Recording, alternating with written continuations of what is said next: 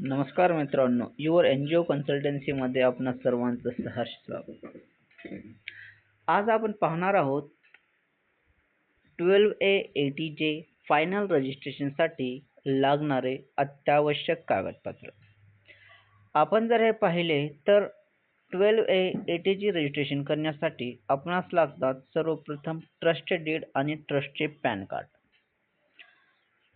त्यानंतर आपणास लागते ऑडिट रिपोर्ट शेवटच्या 3 वर्षांचे.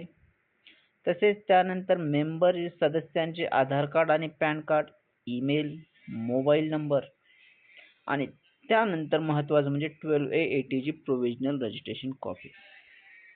हे जर दस्तावेज आपणा जवळ असतील तर निश्चित आपण 12A/ATJ चे फायनल रजिस्ट्रेशन करू शकता.